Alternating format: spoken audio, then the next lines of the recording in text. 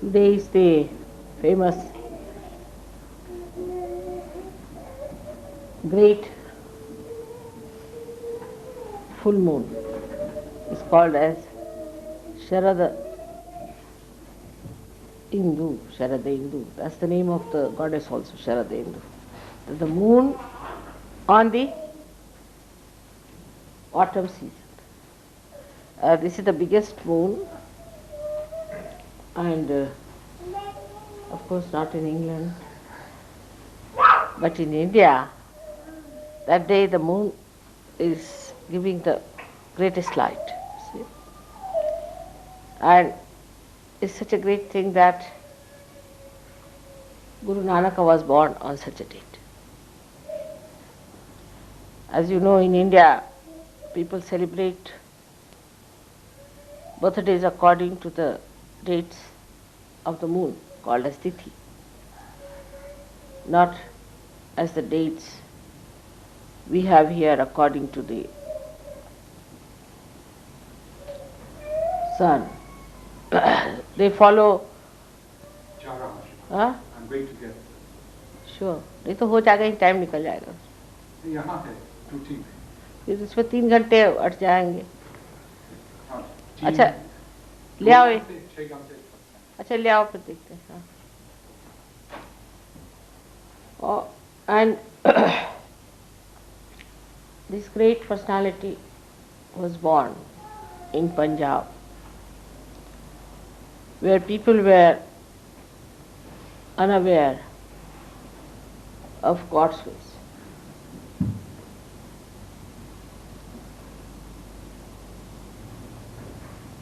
He was always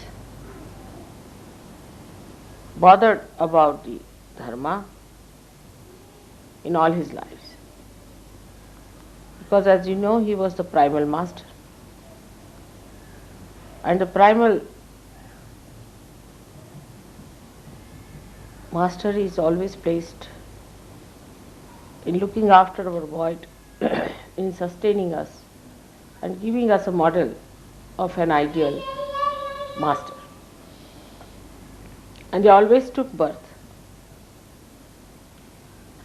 either in the most difficult places like hills and dales and mountains, or they took places which are even more difficult things among people who were horrid and who needed their help. So in India, that time, somehow Punjab was regarded as the place where people did not respect God or traditional Hindu idols, or you can say the statues that were regarded as the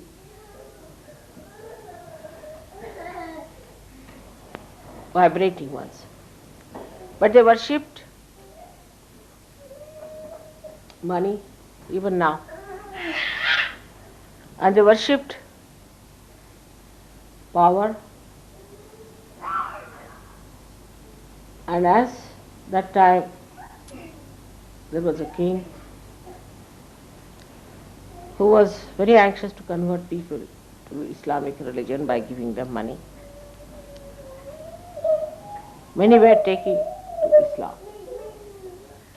As a result, the Hindus started hating the Muslims, and a big hatred developed among Muslims and Hindus. That's how, in those circumstances where there was a quarrel going on between the followers of Muhammad and followers of Hinduism, Muhammad himself took his birth on this earth, though he had decided not to take any more births. He thought that it will solve the problem. Though this incarnation is such that it never dies. Even if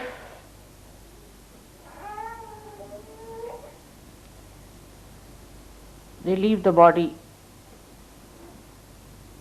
they are always around. And they are the ones who perform lots of miracles when any other incarnation comes on this earth. They help, support, guide the seekers to go to the incarnations. So, to celebrate his birthday on such a date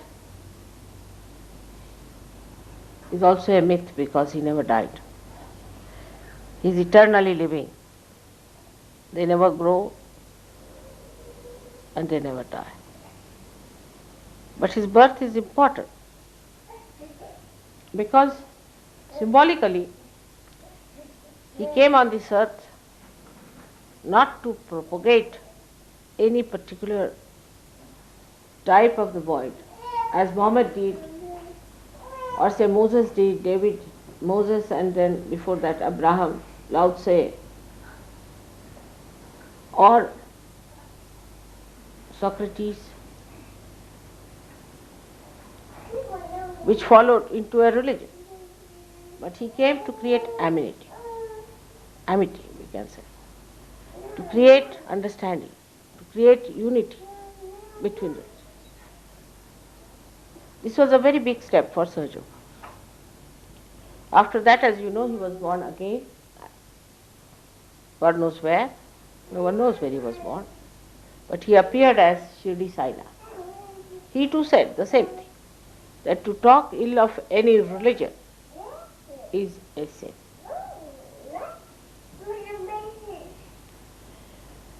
But these efforts are quite lost,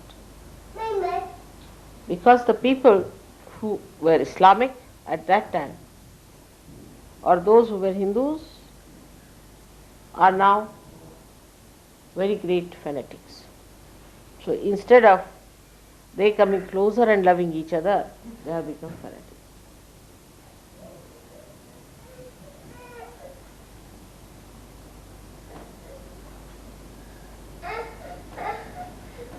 Though we find that Islam is spreading so fast,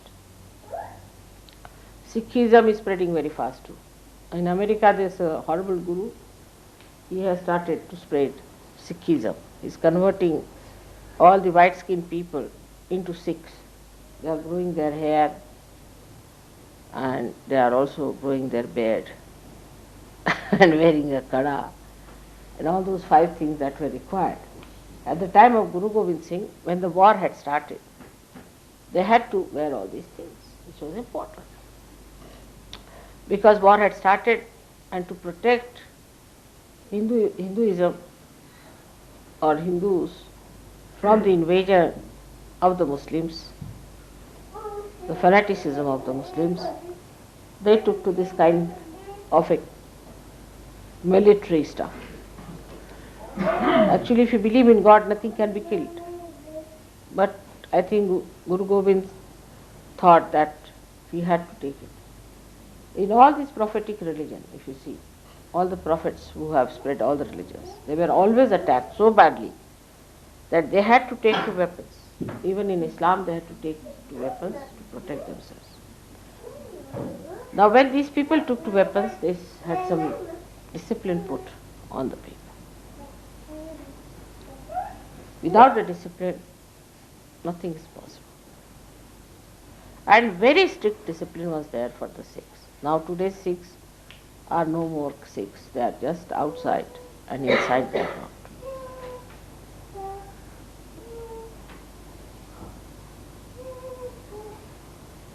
I would not describe all the strictness and discipline they had to go through.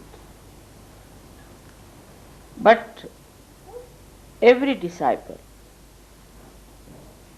has to go through a very severe disciplining of himself if he has to become the Guru.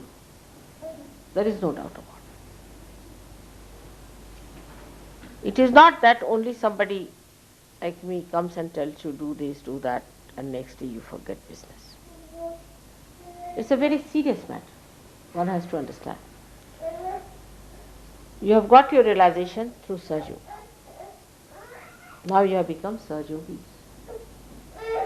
But still I would say you are not full Sahaja Yogis, because every Sahaja Yogi has to be a Guru. Otherwise he is not a Sahaja Yogi. First of all, you are yogis because you got your realization. But yogis are of no use, you have to be Sahaja Yogis. So you were told about all the chakras, everything. You were told about all the problems of Kundalini, how to cure them. Everything about it was told to you. Now you became with that a different type of a race, a different type of people who are twice born, who are born by the Spirit, not by the flesh. Remember that. That's a very important point which John has said, that you are born by the Spirit and not by the flesh. Those who are born by the flesh are in flesh. But you were born by the Spirit. That's how you were twice born. And when you knew all about the Spirit and the Kundalini, then you are a Sahaja Yogi. But unless and until you become Guru, you are not a full Sahaja Yogi. So to begin with, we must understand that Spirit is described as a kala, as a phase of moon, one phase of moon. But a Guru is described as the full moon, Purnima, Guru Purnima. Guru is the full moon. It's not just a phase. So from one phase you have to go to the stage where you become a complete Guru. 16 phases there are altogether, and you have to cross these 16 stages to become the Guru. Now how do we do it? We have to be extremely objective about it. How do we become Guru? Because we have to become Gurus, no doubt. Now you cannot just say that, Mother, you give us a tape and we learn by heart. And we go to another person and say blah blah blah blah blah. Same thing whatever I have told you, or take my tape and show them that, Mother, this is our mother and she's like this and like that and like that. But they will say, all right, she might be, but what about you, sir? Now, Sahaja Yoga has a very big responsibility, which I don't think people understand. I wish they could listen to me very intensely and understand it. So far, if you see, Gurus remained Gurus and no disciples became Gurus. They were still regarded as disciples of a Guru, whether it was fake or anything. They never became Gurus themselves. So there was no need for them to grow. They had to take the name of their Guru. All right. Christ had his disciples. Muhammad Sahib had his own disciples. Nanak had his own disciples. Shirdi Sai Nath had his own disciples. None of them became Gurus. But now it is in your lot, sorry to say, that you have to become the Gurus. It's a privilege, actually. It's a very great privilege to become the Guru. And to become the Guru, we must learn what we have to do. This also sometimes becomes just a lecture. I think so. Because I have already told you on Guru Purnima what are the 10 attainments we have to have.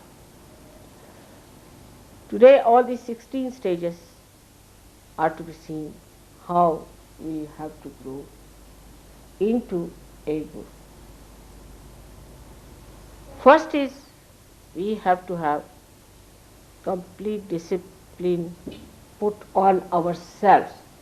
Nobody has to tell you, like Mr. Nick is attacked by everyone. No, you attack yourself. You become Mr. Nick now. You have to make this body subservient to you. That is first mastery. The mastery is that my body can sleep anywhere. It can starve itself. It can live under any circumstances. it dare not grudge. Anywhere. It should be able to sleep any time, it should be able to keep awake any time. This body is to be mastered. Even if you read Ashtanga Yoga, first thing is mastery of the body, they say. So after realization, the first thing you have to do is to master this body. And is the most difficult thing for Western people. Because the matter is sitting on their spirit. First the spirit has to come, first phase. At least the spirit has to be there. If you have to be the spirit, then the matter of moon has to be covered with that light. In the first phase, we have to master our body. So what do we do to master our body? First of all, we must see that what are the things that drain out our bodily mastery. We must know all the crooks who try to master us. So take you out yourself. If you could move a little, I mean, I have to turn too much to it. A little bit like that. There's a lot of space. So I have to first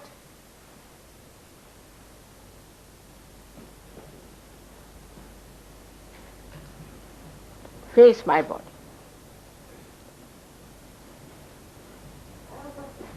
That first and foremost thing in Sahaja Yoga we learn that we have to respect our body. This is the first principle of respecting our body. Means indulgence is sinful to the body. Because indulgence gives you a body which is no good. First of all, you must respect your body so that you can master it. If I do not respect you, I cannot master it. So to master the body, first of all, respect your body. And to respect your body, you must look after your body very well. But no indulgence. That doesn't mean that you go and stand in the mud or in the rain for hours together or get exposed to make your body absolutely sort of a abode of all the diseases and colds and coughs and things like that. So your poor mother suffers cleaning your Vishuddhi. It's like a horse whose neck is down. So you must look after your body by not giving it diseases. Laziness is against it. The persons who are lazy must know that laziness is against your body. Because lazy people will not bother to dress up properly, to cover themselves up properly, look after their body properly, put oil into different screws that they have, to massage themselves. Look after the body. That's the point. To look after the body, you must give some time, because this body is the temple of God. And now you have become the temple, but if the temple is dirty, is sick, is filthy, is unimpressive, is like a stick or like a balloon, nobody is going to come near it. So try to improve your personality, that it has to be a beautiful temple. I mean, I have given you so many tips that I think in my lifetime I have not given so many tips, even as Guru.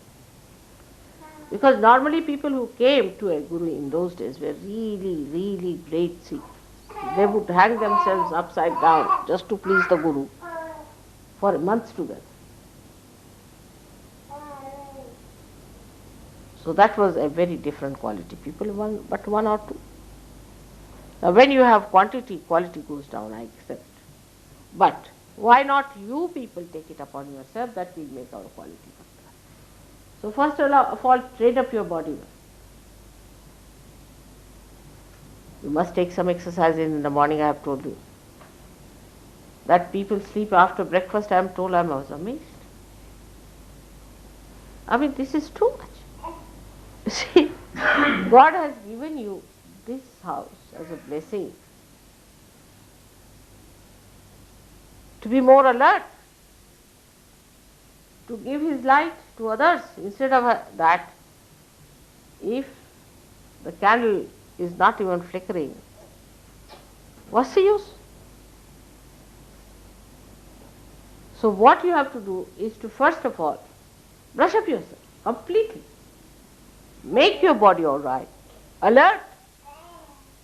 Actually, at your age, one should not sleep for more than 6 or 7 hours, I tell you. No need. 6 and 7 hours deep sleep is sufficient. I also, in the night, I sleep about never before 11, sometimes at 12. Yesterday we slept at 2 o'clock. Got up at 5:30 as usual. So how many? 3 hours sleep, 3.5 hours sleep. And just now I slept for about, at the most, half an hour, so finished. When you don't have to work, like me, in the sense even when I sleep I am working. So to rest your body for such a long time, you make your body sit on your head, and it will be very, very difficult for you to be alert. So first of all, body must be looked after. There should be no self-indulgence. I mean, it can go to any extent of self-indulgence, like people don't keep their rooms clean, their clothes clean, they have no activity as far as all these nonsense. I mean, it is too low, too base to talk about, but it happens. People can go to any base limit, that's the problem. What to do? On this full moon day, one has to realize that on a full moon day, you are overactive. As the moon starts growing, the activity starts in the night also. But none of you so far are active in the night except for me. But if you come up, you'll be surprised even in your sleep, you'll be active. So first and foremost thing is that you must look after your body. The body should be present. And you should not go with the so-called fashions of the day. It is very important. One should not go with the fashions of the day and take to something that is nonsensical, which is not good for your appearance, which makes you look funny, or very fashionable, like a dandy person. We have to wear a dress which is in the center, dignified, good.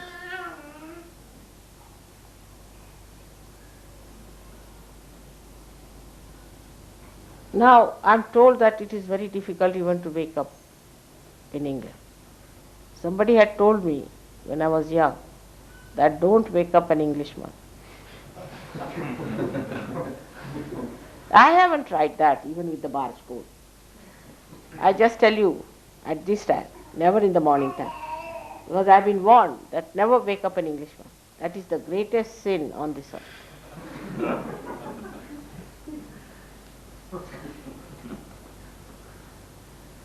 So why should English be so much addicted to sleep? The whole country is sleeping today. They want more wages so that they can sleep more. Eat and drink, drink and eat, in between sleep. This is the programmed life. It was very difficult. From the very beginning, I saw the Sahajogis coming in. That to wake them up was difficult. And these are the same people who were known for punctuality, that they won the war at Waterloo because of punctuality. And they were so punctual that people used to set their watches even in America. They are the same people. Now the other side of it is that they sleep like logs of wood. They used to sleep before also, must be because this is an old saying that don't wake up an Englishman. But I used to think something else about it, why it is said. But it is nothing but simple laziness. So try to see why we sleep so much.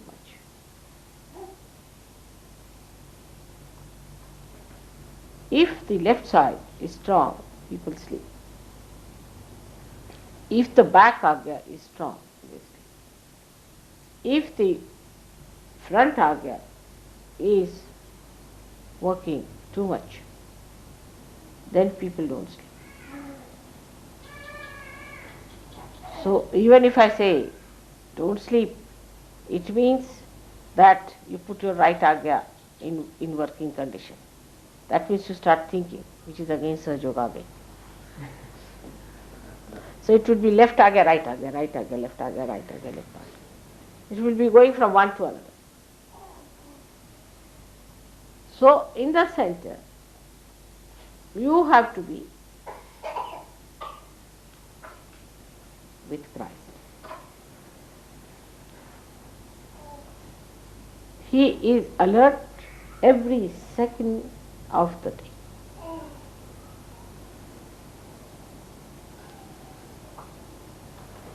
Killing, beating, hitting,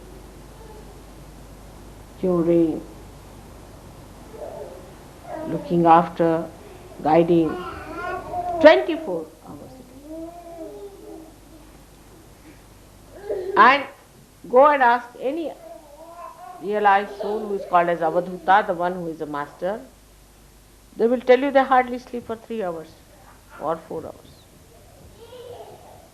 Because they cannot work when they are sleeping, so they sleep for 4 hours, the rest of the time they are working. Either they meditate and do things by projection, or they work with their hands. They are busy people. They are very busy. You have to be very busy people, because now you are employed by God.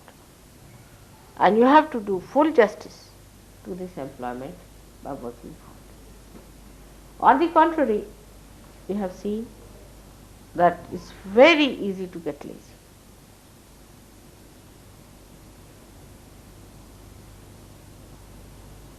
So now, as many of you are already feeling sleepy, put your first thing should be for all those people who are lazy is to put their right to the left 7 times. Let's have it. The right hand.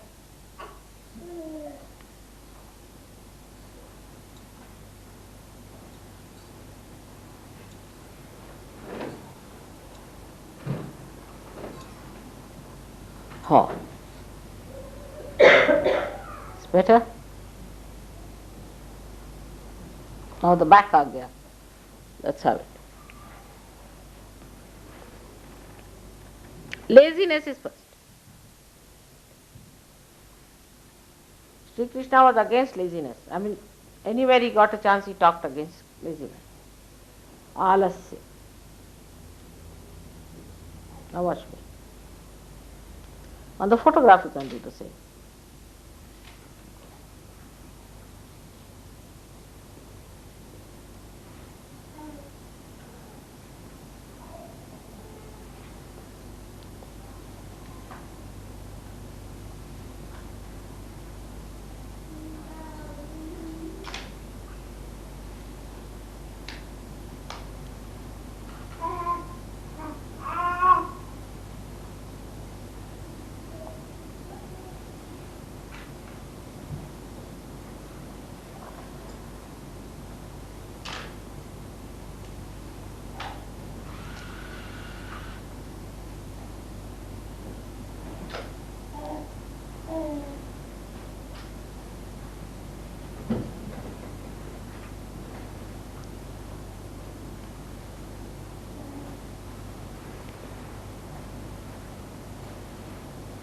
Better now.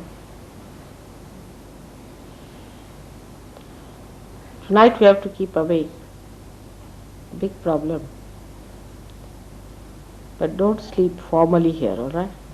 Informally you can.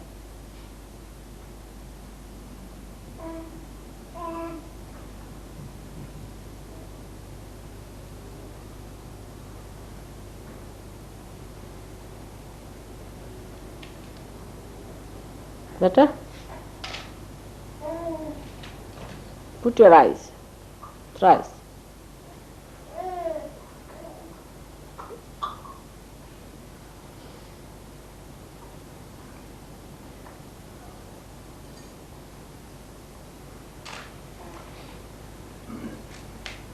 Again.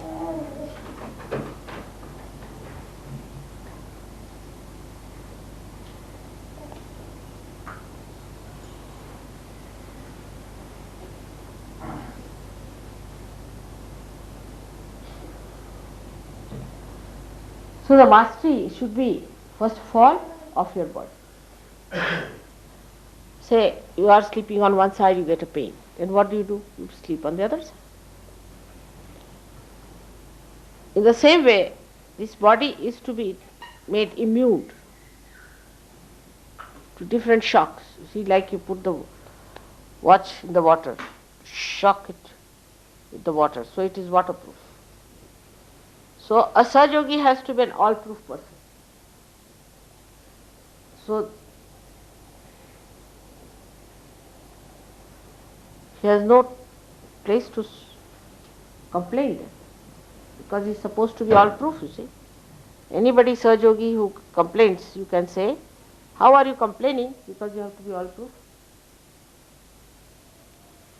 So no complaints of any kind of Sahajogis are to be accepted or sympathized.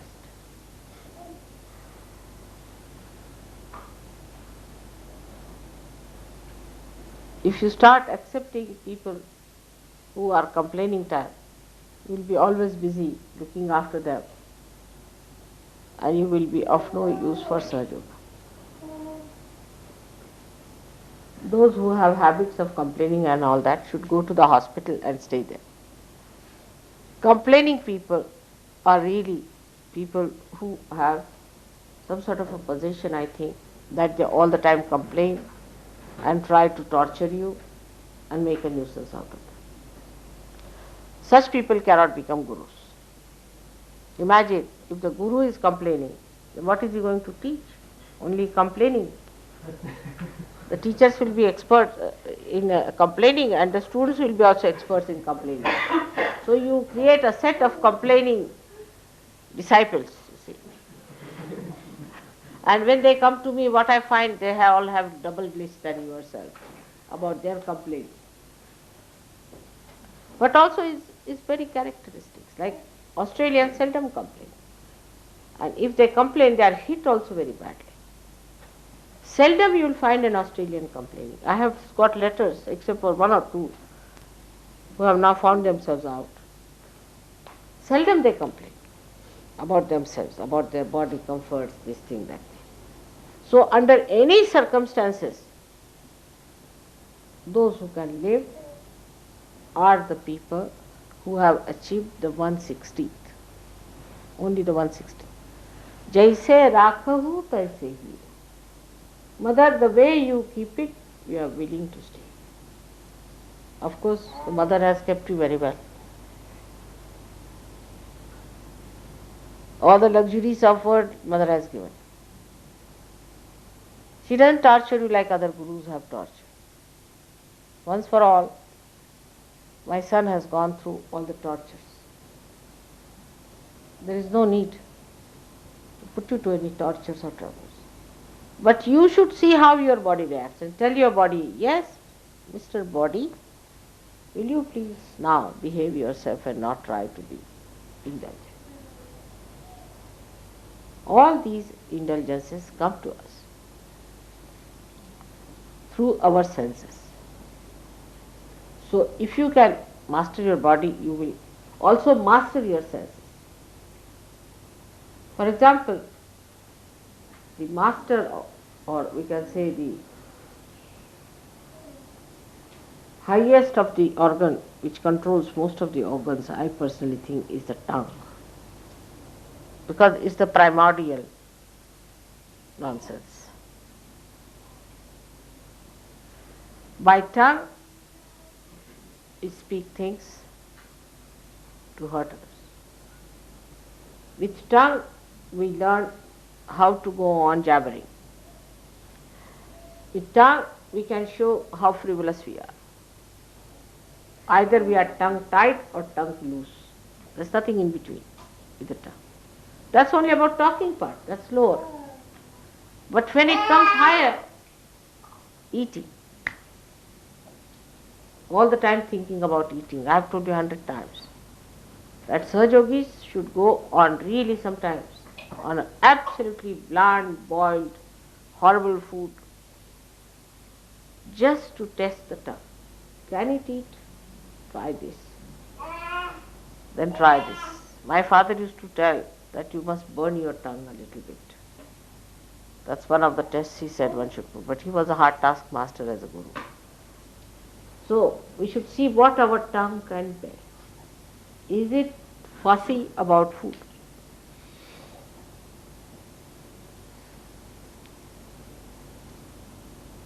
When it sees the food, does it start watering, first of all?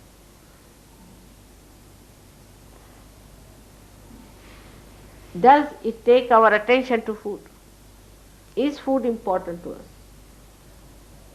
So the first thing to overcome the problems of your tongue is to starve. Starvation is the only way you can correct yourself. You see, if you starve yourself, say, morning, just have little to eat, reduce it to half. You will be surprised your intestine will be halved out. After some time you cannot eat more, even if you want to. Your interest will go up. Train up yourself. Starvation is a very good thing. I think 40 days that Christ did is a very good idea. But that should not be a kind of a thing that, they have Ramadan, that they eat the most spicy food during that time early in the morning, and the whole day they starve thinking about food. Starve yourself fully, but don't think of food. That's difficult, so starve yourself halfway and don't think about food halfway. Gradually try to master your tongue. Mastery of your tongue is only possible if you know how to starve yourself. This is for the western side. For eastern side, they fast morning till evening. I know of ladies, if you ask them, they said, I observe Monday, I observe Tuesday. I observe Wednesday, I observe Thursday. I observe Friday as a fast, and perhaps maybe if I do not starve on Saturday, I will eat on Sunday. I have known such people in my lifetime, many, who just go on fasting. They are such experts and scouts, you see, that they can show you that they can fast for 50 days, 80 days, 108 days, and 365 days. Starving masters. So for them I have to tell you have to eat when they are starving. To you I have to say, let us see which date we can starve ourselves. Let us have one day to celebrate. Today is great day of Nanak. One day let us starve. Which day should be? Monday we cannot, because Monday we have a program. Tuesday we cannot, because it is the day when Hanumana has to work. Wednesday we cannot, because that the creativity took place. How can it be? Thursday we cannot, because we are Guru at that day. We have to work very hard as Guru. Friday we cannot, we have to work the Shakti of Mother. Saturday we cannot, because we have to do all the intrigue of Sri Krishna. And Sunday, how can it be? This is the day of the sun. So which is the best day for starving now? Let us see. We should have Thursday. Because Thursday is the Guru's day. And let us do some fasting. Half day. Can we start with half day, then full day? Thursday let us have. Maybe second half, because breakfast is essential, I think. Without breakfast, you see, the horses cannot rise. So let us have the second half, or we can have the first half. Actually, you have to devise yourself. If you have to be the gurus, it's like going to a college where you are left to yourself. It is you who has to discipline yourself. Nobody has to tell you that you do this and do that. That somebody is to wake you up. In India, it's the other way around. If you tell somebody that you have to wake up at 5, the person who has told will be awakened at 4 o'clock. Himself, the one who has told, so that he doesn't get up to wake him up. Did you follow me? And the whole house will be awakened at 4 o'clock, so that they can take up the duty from the person who has to get awake. But the fellow who has to awaken might not sleep the whole night. It is just the other way around, the other extreme of it. Say if I am there, one night I sleep there. If I get up at 1 o'clock, I find all of them sitting and meditating in the passage, up to the bathroom, everywhere. They have not gone home, not taken food, nothing. Just meditating, taking vibrations, correct. I am sleeping inside. In the night I want to go to the bathroom, I just cannot go because they are all meditating. Nobody is sleeping. Nobody is sleeping.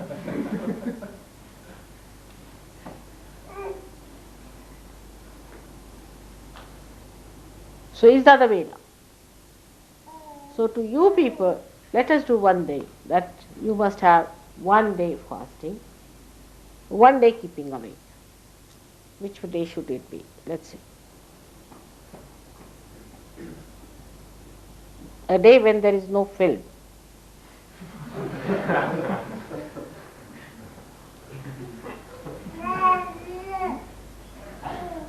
Half night. Second half, I mean. Not the first half. Which day?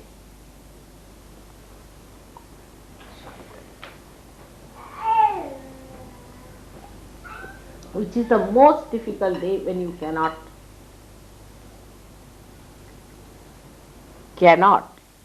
keep awake. Friday morning. Sunday night. But there's a film on. Without the film. You see, treat yourself like that. Joke with yourself. Now, Sunday night, is there a film on?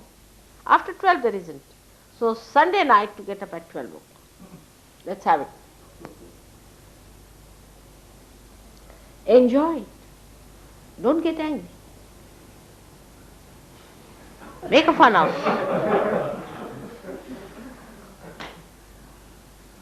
You think more about it, then you get upset. You just don't think about it, really enjoy. It's like swimming.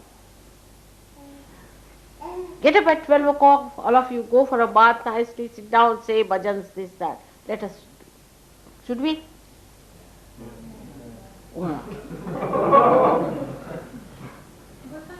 Michael, what about you? I don't go to bed till 2 o'clock. Huh? I don't go to bed till 2 o'clock. Up 12 o'clock. No, you have to get up at 12. No, you have to go to bed till 12 o'clock, get up at 12 o'clock. You see, the first half of the night one must sleep, always, is better. Second half of the night is the better part. Alright? So the first half of the night you all have to sleep anytime. You can sleep about 8 o'clock or 9 o'clock if you want to. But that should not be important, what time you sleep. Whatever time you sleep, you have to get up at 12 o'clock in the morning. Or say after 12. So Krishna was born in the night about 12 o'clock. Nanaka was born 12 o'clock in the night. All the gurus mostly took their birth 12 o'clock in the night.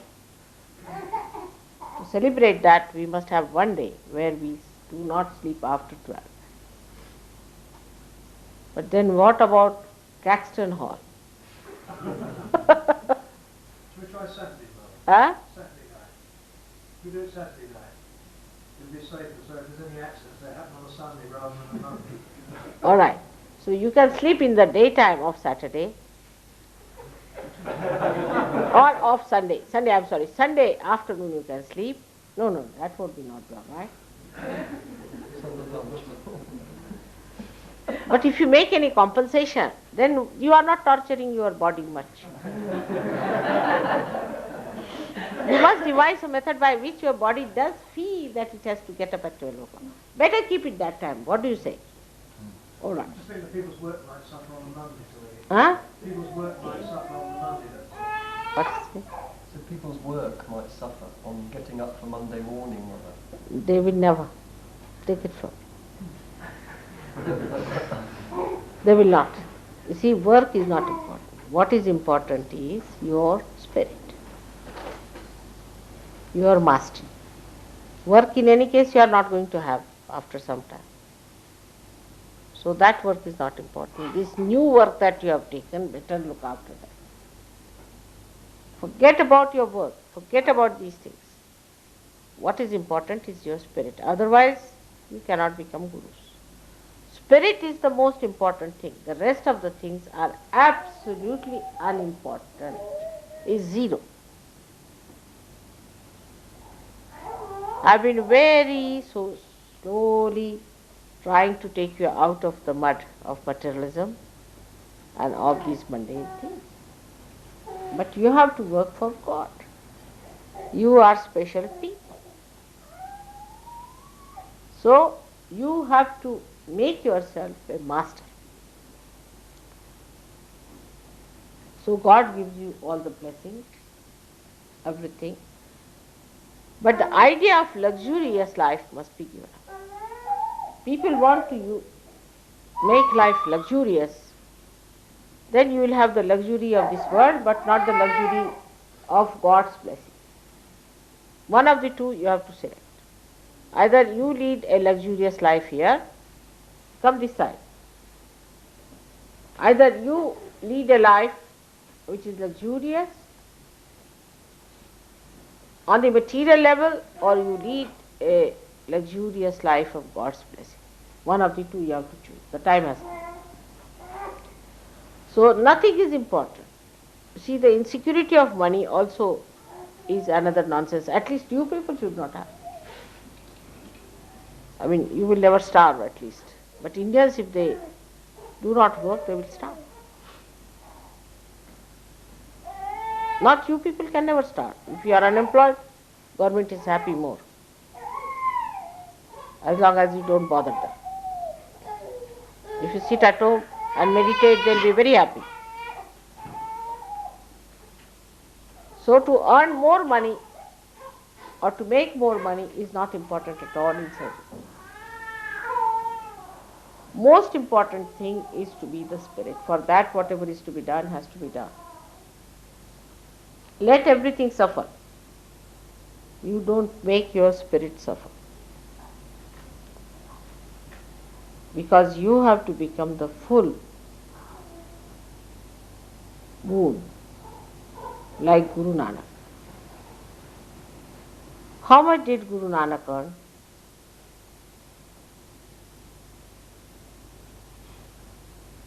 You should find it. How did he live his life?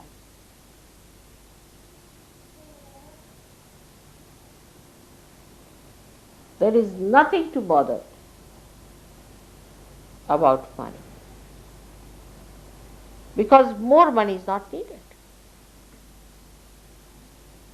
Just needed for your food and for your living. And then money is arranged if you need any extra money sometimes, emergency. I've done it for many Australians, you know. But those are the people who have dedicated themselves fully. And that is why they have been helped whenever there is an emergency, they don't have to bother. But the dedication to your spirit has to be full, complete, and nothing to your work, actually, because that goes hand in hand. If you are not worried about yourself after realization, about your spirit, you will have all the problems of the world. First and foremost is financial problem.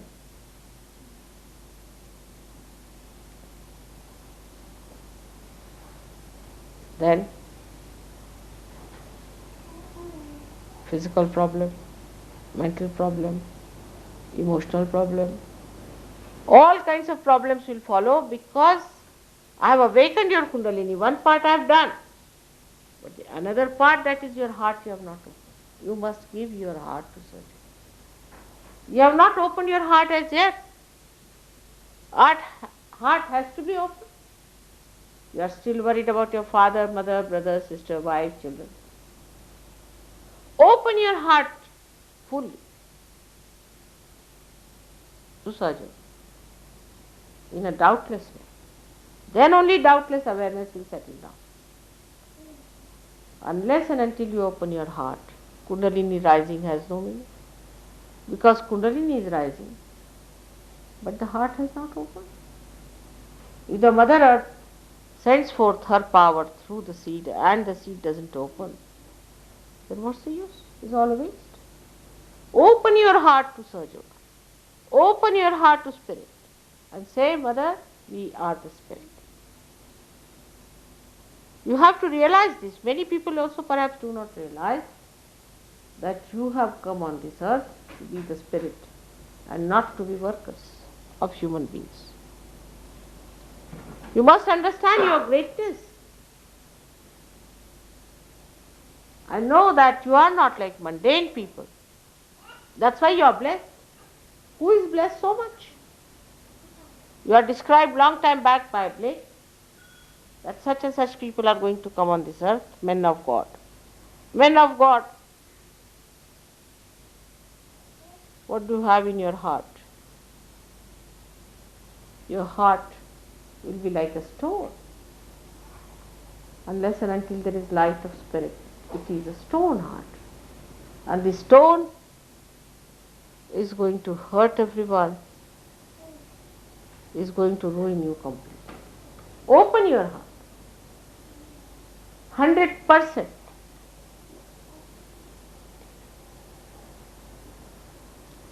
You have met Indian Sahajogis.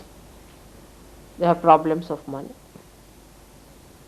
Or how much they work for Sahaja, day in and day out.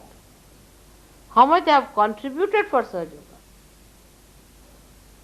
Then imagine about 7 lakhs of rupees they have collected. Rustam knows.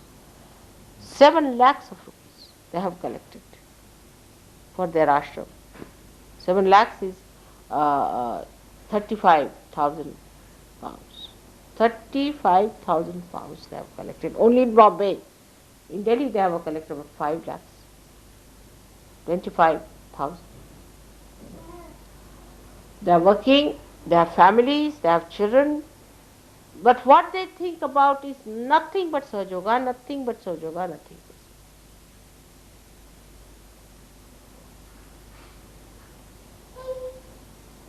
They give most of their money for Sahaja, I think. They live with minimum. If I tell them, why don't you buy another shirt for yourself? So they will say, Mother, I have worn lots of shirts in my previous lives. So satisfied. We have found the Atma now. Let us dress up the Atma. We have found out our heart. Let us become the heart. What is the need to worry about these? We have done enough of all these nonsense.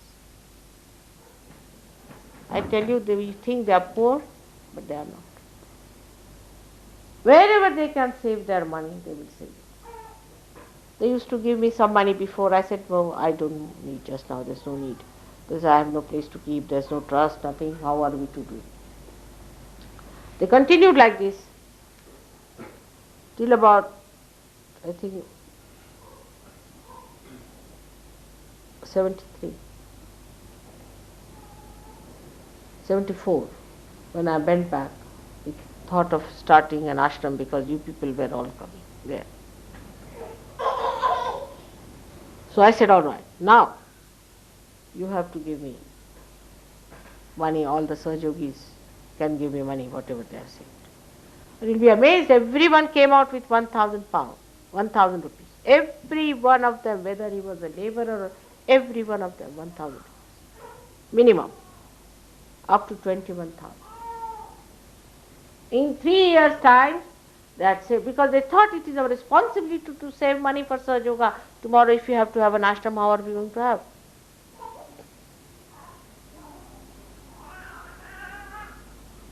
But we still indulge into things.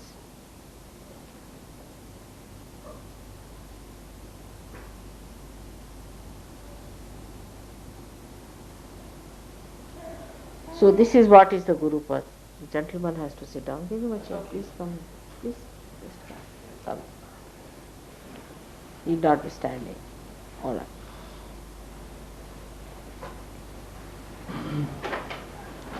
So today is such a great day of Guru Nanak's birthday.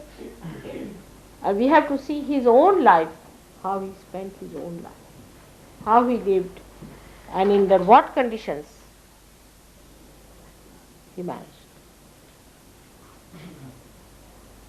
So the first thing is to look after, disciplining yourself. Feeling responsible for Sahaja Yoga. I was amazed. People told me that in the ashram people keep the lights on. The oil costs so much, 300 pounds every week. I'm amazed. Every one of you should be responsible for every electricity, everything that you spend here. This is God's place.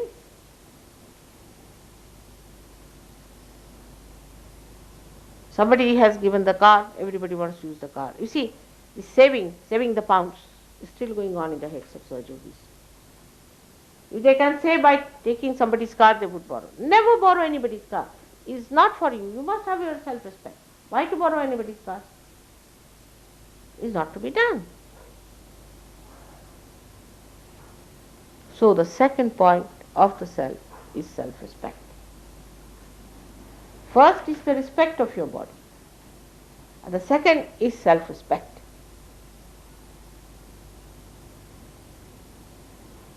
We are arrogant. We can be rude. But we have no self-respect.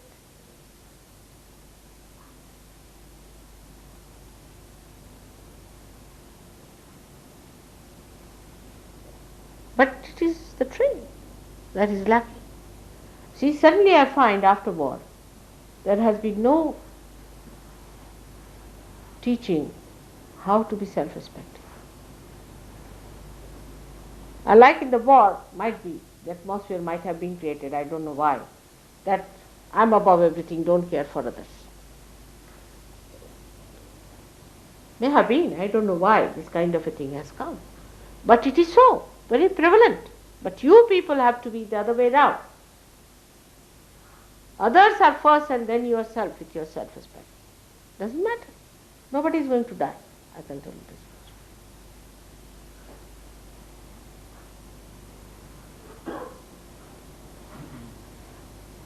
You all must have self-respect. And such mediocre people should not be allowed to stay in Sahaja Yoga. At least in the ashram. Because it brings bad name to Sahaja Yoga. One person can spoil the whole. Only people who want to be gurus have to stay in the ashram. It's not going to be made into a convenience for anyone. But the other way around is that we are going to look after ourselves. We have to become this. We have to grow. We have to do it.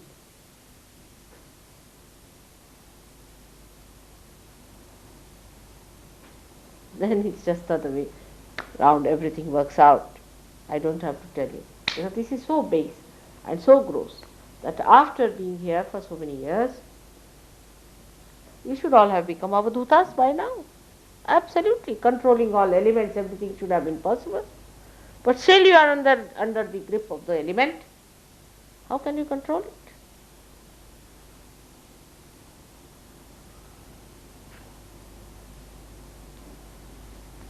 First of all, get out of the slavery, this mental slavery. Alright? If it is there, it's there. If it is not there, it doesn't matter. Nothing is more important than me.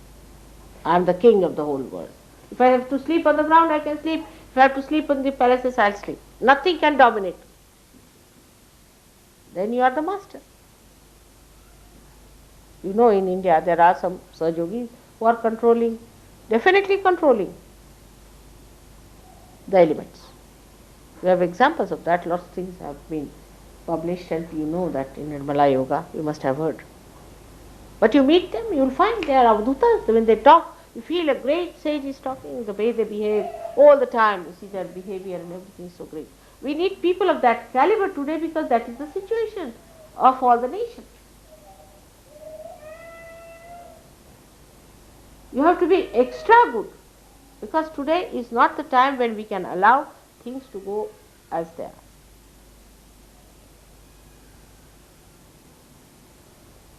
Or we are not just disciples, we all have to become gurus. And it is not the time when you can play with time. You cannot play with events. You have to surmount it, you have to come on top of it. It's the time when the whole ship is going to be drowned or to be saved. This is the situation today. And that's why you have got your realization so far. If that precarious time had not arrived, how many of you really think you deserved it? But you got it.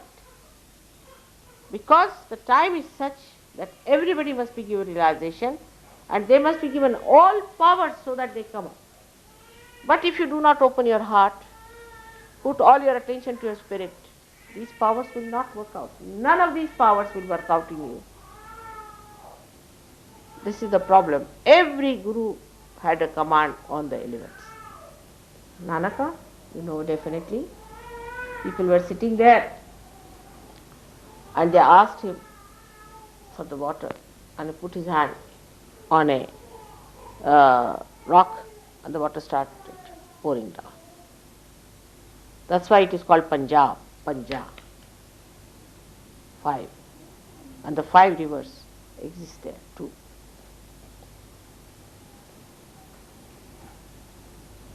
It is said about all of them that they had powers over elements.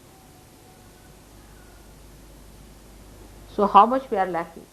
Still we are like other people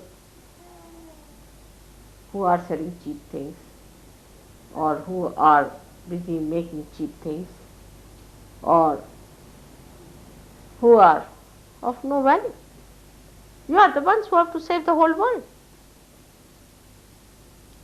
At the maximum of my life, blood and toil and everything, sweat, I have put in this land of you.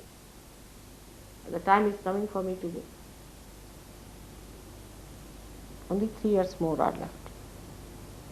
Before that, I hope we establish an ashram. You need not pay for it, but you have to be ready to occupy it, otherwise you cannot occupy it. I can tell you, cannot get any more blessings of God. So why should God bless you? This is the point one should ask oneself. Are you your own spirit? Or you are all else but the spirit? But when I say something, it just goes as a big roaring. I don't know if the frequencies reach your eyes or not, or ears or not. But I would request you now, as Gavin has asked me for Guru Nanak's day, I really didn't want to come. Because to talk of Guru Nanaka and to hear about it, one has to be a very great person.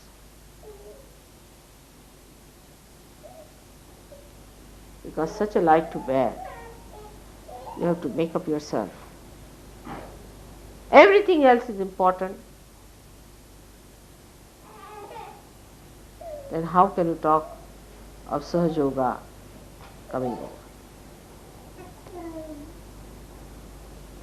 I went to America, I was surprised. Americans, whatever it is, few people. But to them, Sahaja Yoga is the most important. They talk nothing but Sahaja Yoga, their life is Sahaja Yoga. Morning till evening they are working out Sahaja Yoga, nothing else. They are not poor. Australians, you know.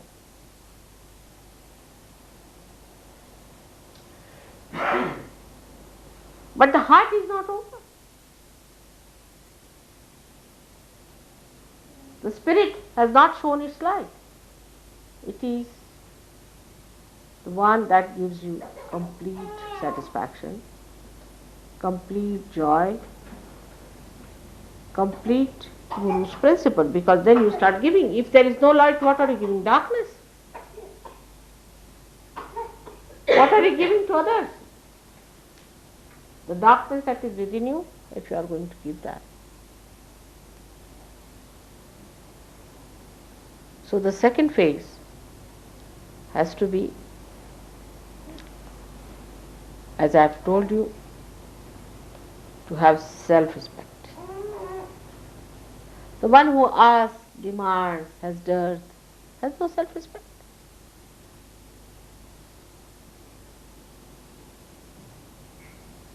Who can give me?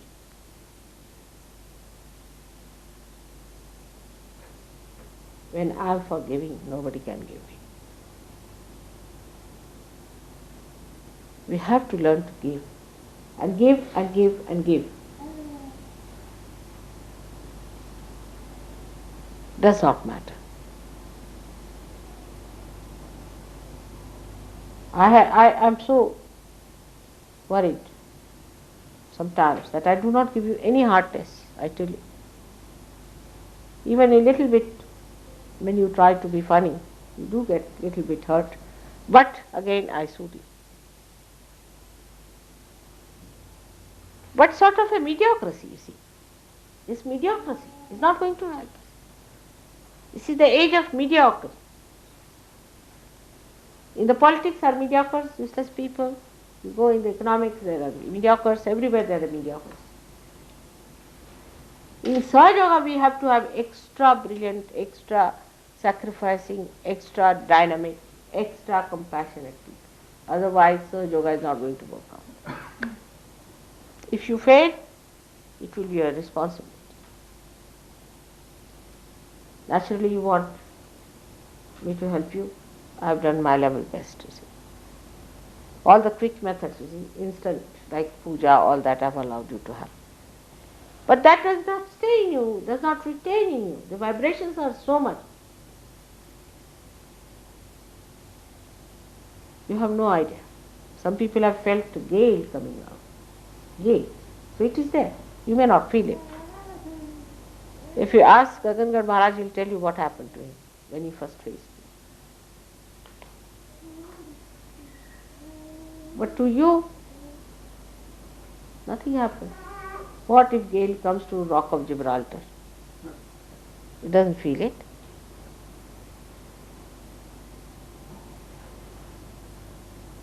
So as far as I am concerned, I have worked very hard, you know that. And I know you can come up. You have that potential in you.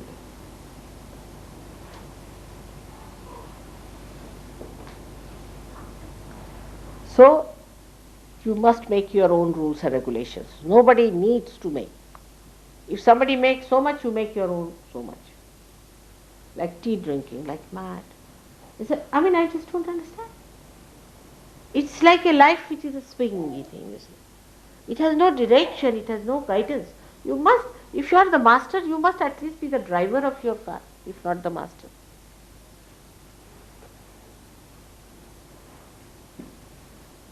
You should stand on your both legs and know that you are the Guru, that you must have your own staff in your hand.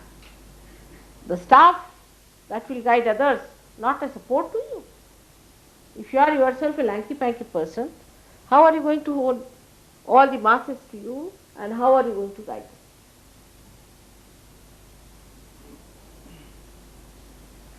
So strong effort, very tenacious effort must be made. Form your own rules and regulations. Treat yourself as a disciple. You are the Guru, you are the disciple. So the third phase of this thing is to be the spirit. The spirit, that is the Guru, and the rest of it is the disciple. Your body, your mind, your emotions, your intellect, everything is a disciple and you are the Guru.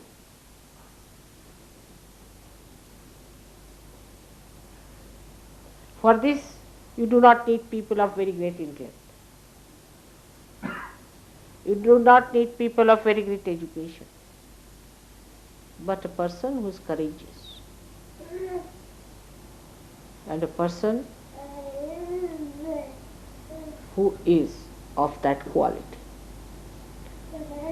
When you go to India, you must meet a gentleman called Harishchandra. He's a very simple fisherman. He's a graduate, of course, but he's a simple man, works in a bank. And he came to me in Sahaja Yoga, got his realization. I've told you his story once, and again I'll tell you what sort of a man he is.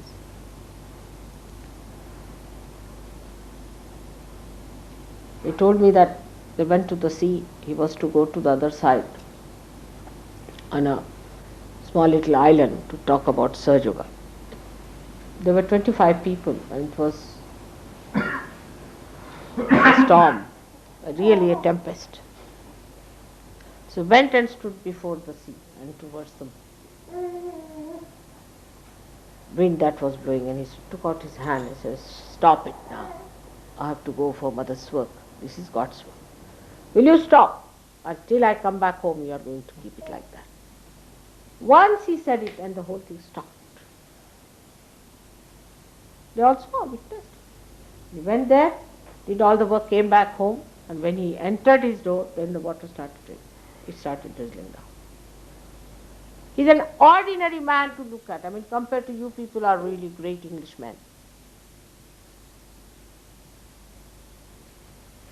He lives in a very ordinary way. Wife is a fisherwoman also.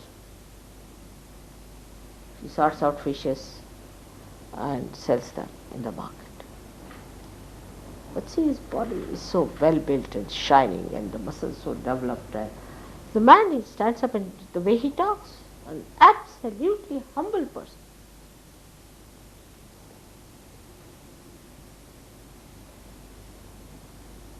No wonder Christ chose fishermen. And he has got thousands of fishermen as his disciples. But he doesn't call them disciples, he says all they are mother's children. Thousands, don't know. He has been calling me to go to them and all that, but they come to my program, some of them. But one day I have to go down to those islands. Any one of the islands, he said, you come, they'll be all there the whole day waiting. But the way he's there is surprising. When I'm there, he brings fishes for me. But I said, you see, I eat fishes that you bring, but what about my other children? He said, no, next time all the fishes will be sent to you. And he sent one truckload, we won't believe. I said, no, I don't even have truckload disciples. Who was going to eat all this? And he said, nothing, I just went and told fishermen that mother has asked for fishes and everybody gave their fishes. One day we will not have fishes, what is that? What does it matter? Imagine those people who live day to day in that country. Modi told the newspaper people that we can control the elements somehow by mother's grace. So the newspaper people felt that they were very much boasting. But it's true, they can. To them it is not boasting, it's just what it is happening. So they are telling the truth, you see. But that should happen. We should also have some things to boast here. Important. So now we have the other phase, as I told you, is of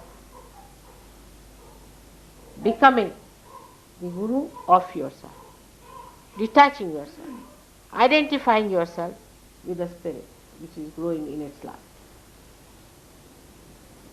So detachment. One has to develop detachment.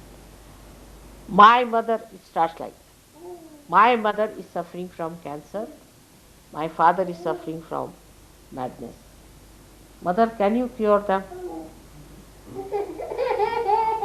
So now first I cure mother and father. Then I am married. My wife is like this, my child is like this. Then my house, then my motor car, then my dog, then my umbrella.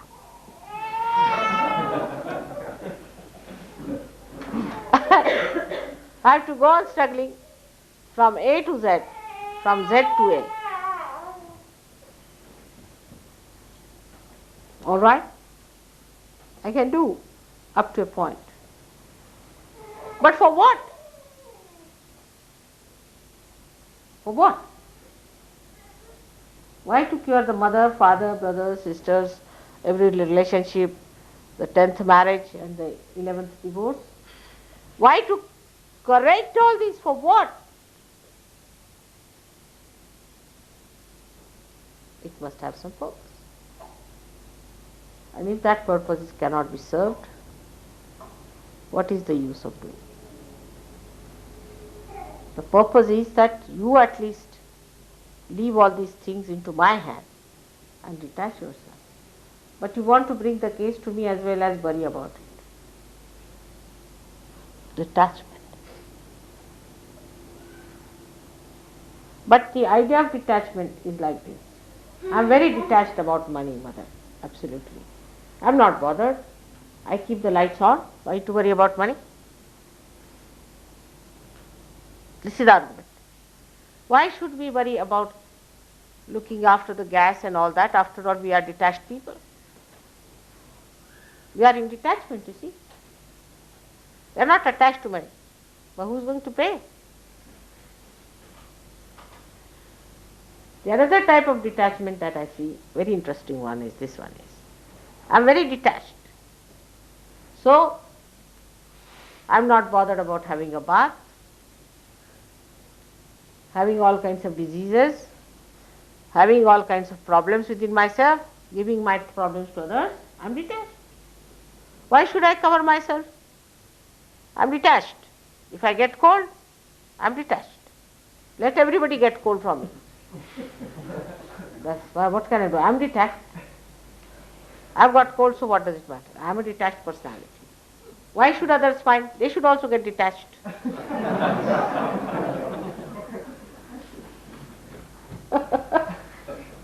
This is the ridiculous limit we can go in our idea of detachment.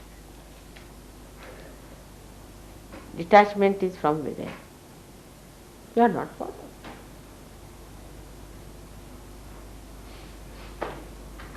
You are not bothered. You know your mother.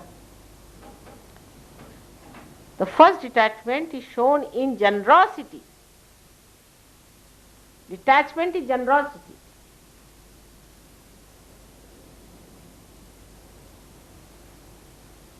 Krishna is, she sold her ornaments for nothing at all. I mean, I would never have accepted that money. She just sold. It's remarkable. She's poor. She's Polish, not English. She sold her ornaments. And this is what communism has done to people. They are very detached. Communists are very detached people, I tell you.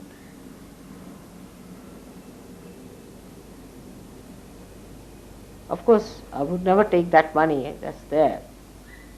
But the way she did it, just like that. She was just record it, I was happy. For God's sake, all right, what is ornament thing? I mean, you know, I've given away so many of my ornaments to keep relations all right. The other day I gave away my kada to Christine, you know that, when she got engaged. Just it came out of the hand and went away. I was detached, you see. I never even felt the coming out. So much detached that Christine, poor thing, you see, crumpled down with pressure, but to me it was just nothing. Dust.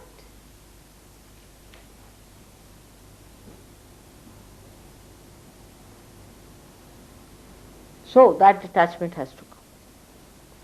Now you should know which part you are there. Like, idea of detachment should not be that I would say hippie style of detachment, that you have right to exploit everybody else. Or the another type, as I told you, which is very ridiculous. It's not an idea, it's a thing, it's your awareness itself is detached.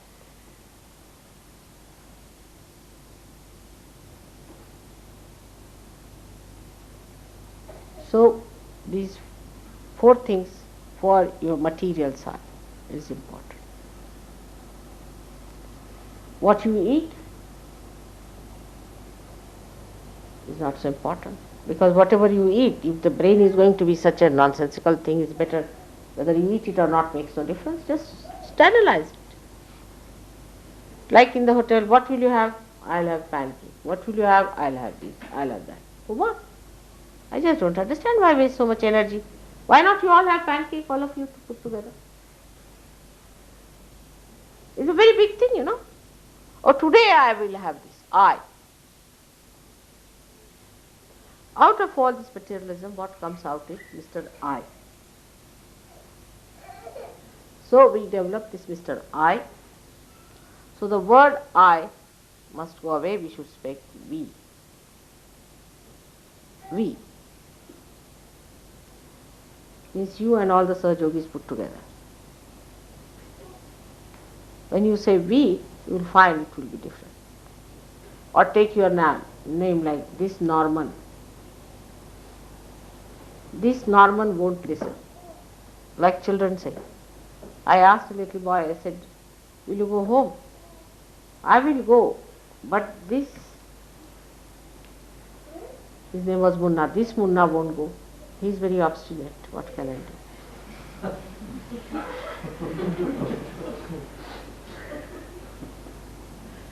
This is detachment. To speak in third person is detachment, in which you are not in the picture, you are a witness. You are a witness of the show. So this detachment should work in such a way that you should witness the whole show. You are not involved into it. But just see what happens in collectivity also. It becomes a political issue certainly. In Sahaja Yoga also, political issue. Nothing short of political issue.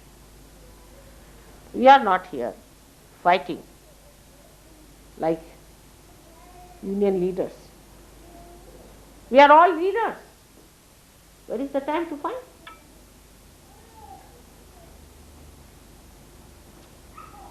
Whom are we to fight? That we have to decide.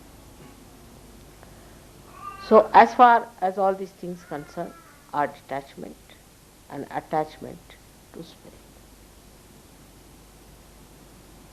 So we go further to see now what should be our attitude on our mental level. Physically you have seen that you have to develop a complete detachment in these 4 ways that I have put. Now on your mental level, what you have to do is to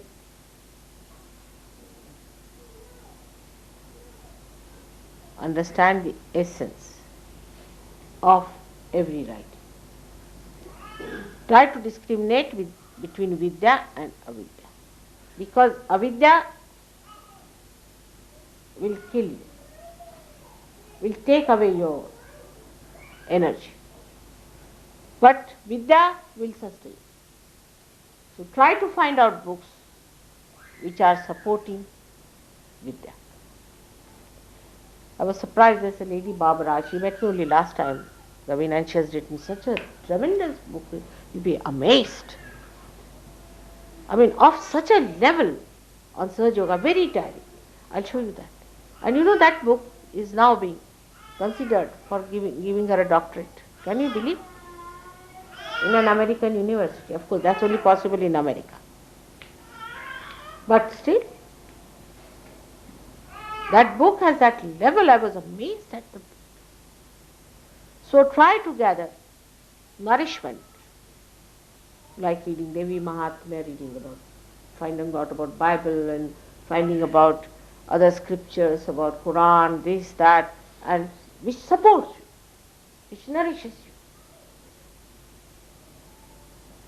Blake, Kabir, Nanak. I mean, there are so many. Lao Tse. This is the Guru. This is the knowledge. But you'll be amazed. Once you start doing it, it comes to you. I met a man in near Rahuri, as you know, we go there. And there's a man who just drives the bullock cart. And he had brought the bullock cart to take me down to one of the programs. You know what we do there. He was sitting there, we were waiting, and I was talking to him. And I felt an avadhuta is sitting there to drive me. I mean, uneducated, absolutely, he has never known book, he does not know how to write, but when he was talking, I was said, oh God, from where this knowledge?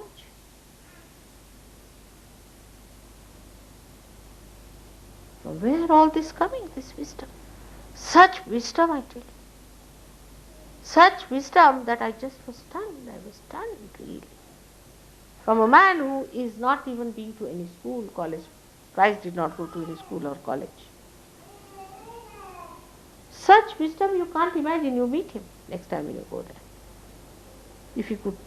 If somebody could translate him, you'll feel like touching his feet. The way he's extremely unassuming, simple man, wearing a white, clean, see that topi and clean dress, and driving me down.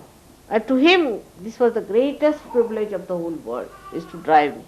He said, it must be the greatest of all, something I must have done to be able to drive. In such simple ways, he was explaining to me about the character of the bullocks and the human beings. Just imagine. The things he talked about, if I tell you, you won't believe, so I just don't know. That's the sign of a great man. He doesn't talk of frivolous things. He has no time to talk about frivolous things. I have seen my own grandchildren, they never talk of frivolous things.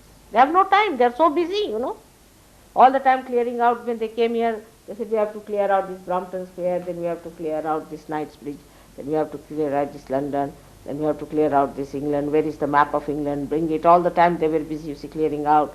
And then this place is Wales and this place is this. Oh God, this is horrible. Bring some shoes, do this, do that. All the time they are busy morning till evening. They would go upstairs in the room and they are busy. They are busy people, they have no time to talk about the mundane things and all that. Then we brought the dolls. I brought some dolls and toys for them. They put all of them there, you see. And we put them on the map there. Now, see now, to dolls. Now you look after, They're talking to dolls like that. Dolls are their disciples, teaching the dolls. You see? Don't sit like this. You must sit properly. You don't know. You can't bend your knees. Better learn that. You must learn to bend your knees. You see, because the dolls have straight legs, you see.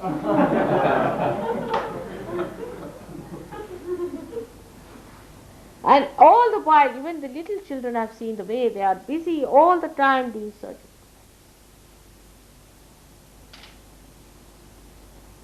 Every level they are working.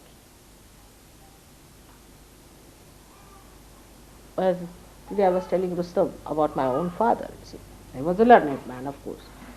But when he talked, he used to talk of something like I told him about the state of a person called Sabhrant.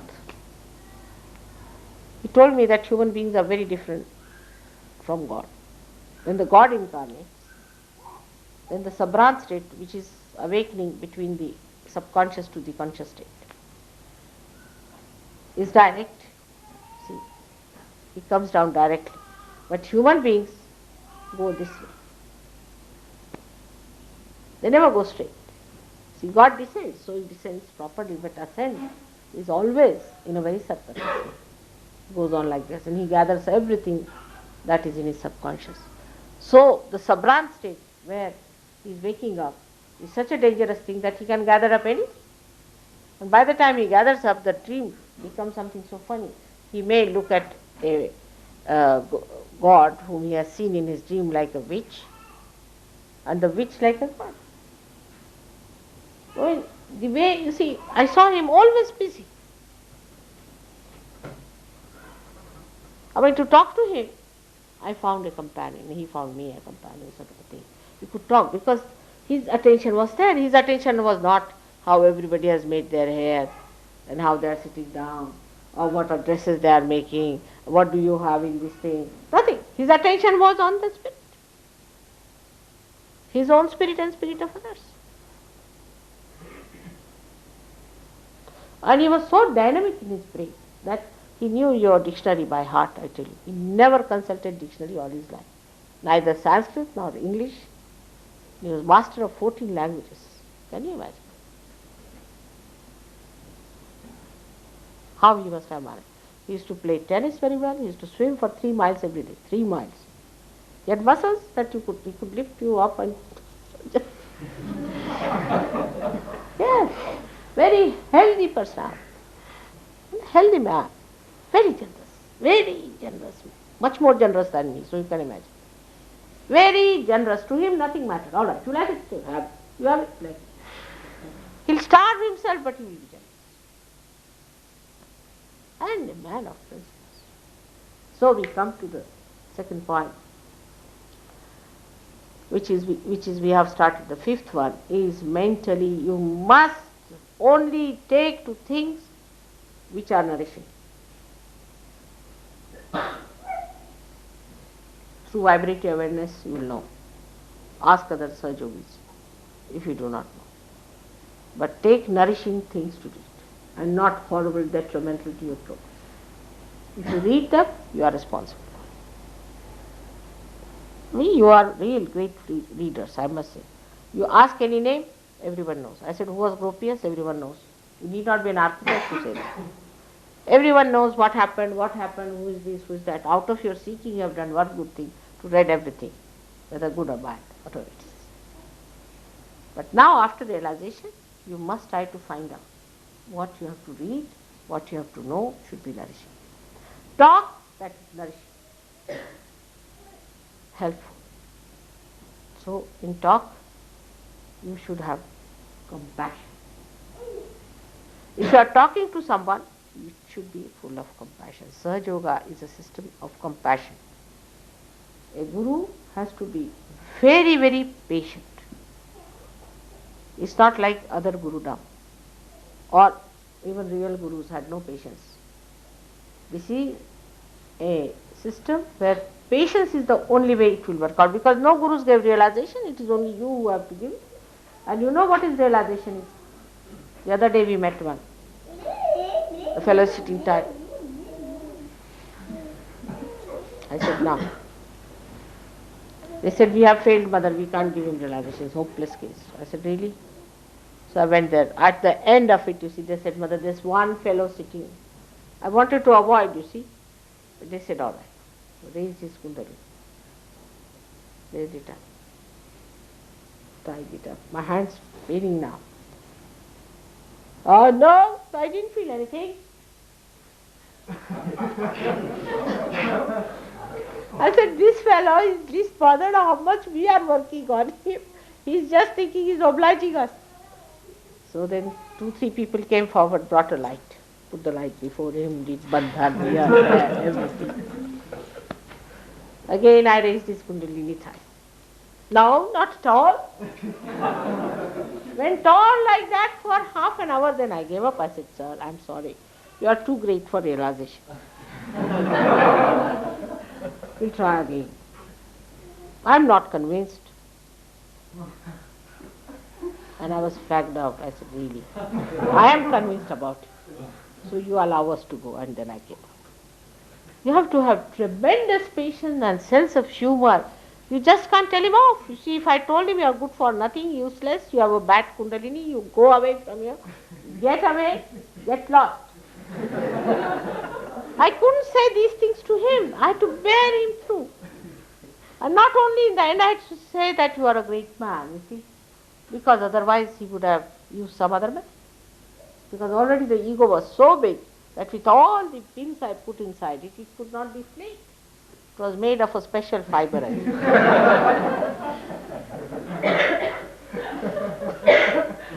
was such a difficult task.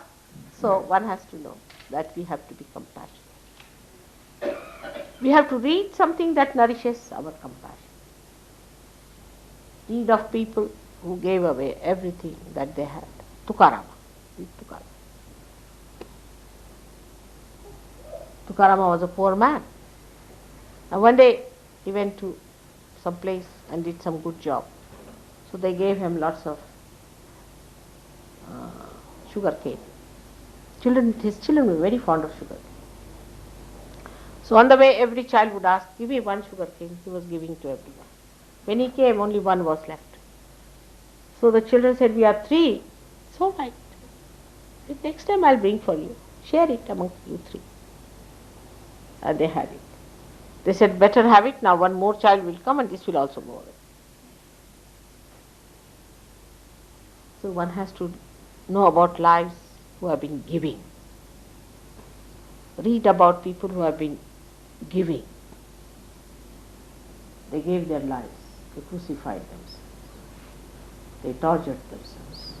They allowed to be exploited. They allowed to be poisoned. Read of such sacrifices, of great sacrifices. We are lucky people that we have seen all those things with our own eyes. But at least you be one of them, that you can, at least if not see, visualize it. You can. Bring that as your principle. So we move now from detachment, which I have told you 4 types of detachments. And then I told you the nourishment to your mind and nourishment to your heart. Nothing nourishes more to a person than giving up. Nothing nourishes your heart, your compassion, unless and until you learn to give away. Now will you please make a list of things, how many things you have given away in this 1 year, last 1 year. I can't because it is too much.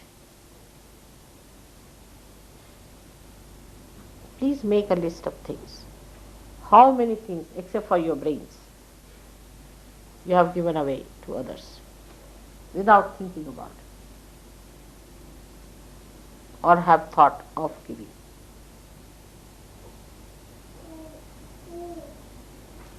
Since Christmas, let us, to this Christmas.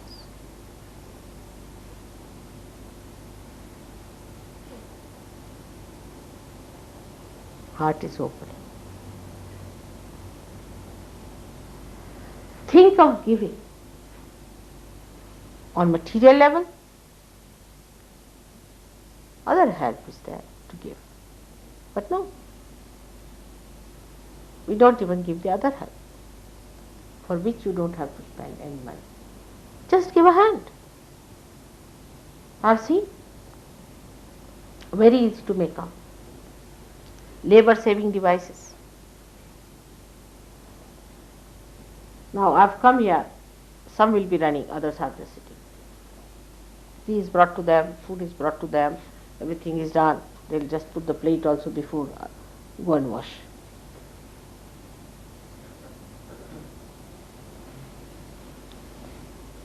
It's not only selfishness, but it's unmannerly.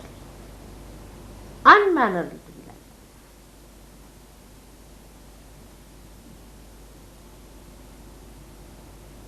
like. In Sahaja Yoga, you have to be extremely busy helping others at every point, to be helpful. You know, Ravi Shankar's guru was a very great man. Realized fully he was a great person, so he knew so many things. And one day I was there in the night, you see, there was a doctor, we were his guests in a way. For dinner we had gone there. In the night the call came that I need you very much to the doctor. Doctor said, no, I'm tired. He was also another very giving person, no doubt. He said, oh, must come, I have a big problem. See, I saw a little baby. He said, what baby you found? He said, it's a baby. He was an old man. He said, I found a baby of a deer which is suffering now. And the mother is dead, nobody to look after. So I said, all right, I'll also come with you. Because I knew I will touch the baby. I went with him. So he was sitting with a little thing to his heart. So the doctor said, what are you doing? He said, I'm trying to give him my life, see, if possible. So that when you come, at least to find him alive. Just like this, such love. So he took out the thing, doctor, his coat and all that. He said, all right, put it on down. He's sitting there, very cautious. He is a realized soul, no doubt. I put my hand on the thing and I caressed it. And it came to life and it started all right. He was very happy. He said, you are a Devi. You are a goddess, I can tell you. But one bad thing you have done. I said, what? You are married. I said, but ladies must marry also. He said, no, but supposing you are married a miserly man, then what will happen to you? I said, I will see to it that I don't marry a miserly person. That would be the greatest curse. He said, I had the same type of a wife who was miserly. I'm fed up with her for the miserliness. So that is what it is. Miserliness should be hated, absolutely to be hated. Absolutely to be the worst of all. It's like leprosy for surgeons. Miserliness is saving pounds, That must go away from your mind. Miserliness to yourself is good. Miserliness to others is bad. Gregor told me shocking things. He said, this is our culture. I said, your culture? What do you mean? You see, he said that if you go in a hotel and if somebody is paying, we start looking this side, that side. I said, really? He said, this is very common.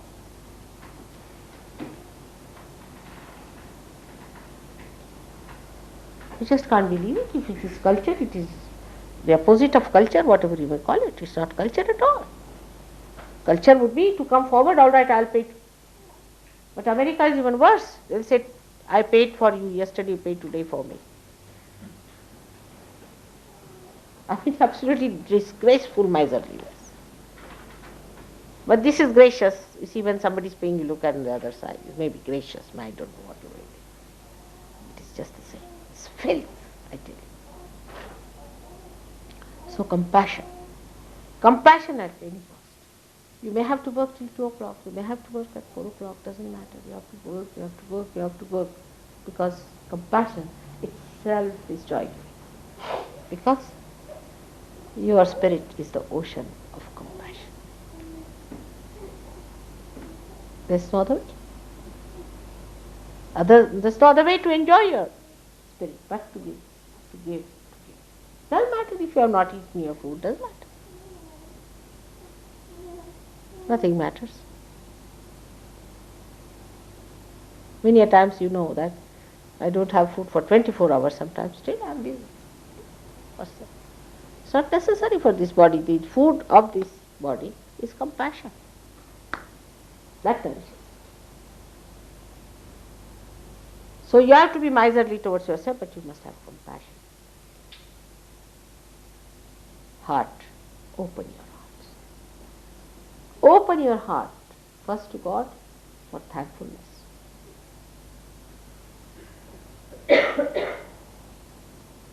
This is the other quality one should have. It is a higher quality, I should say, of thankfulness to God. He has given you realization. He has given you this body. Do you realize that this body, human body, is given to you? He has given you everything. Count your blessings. Even to have the morning, to enjoy it as a human being.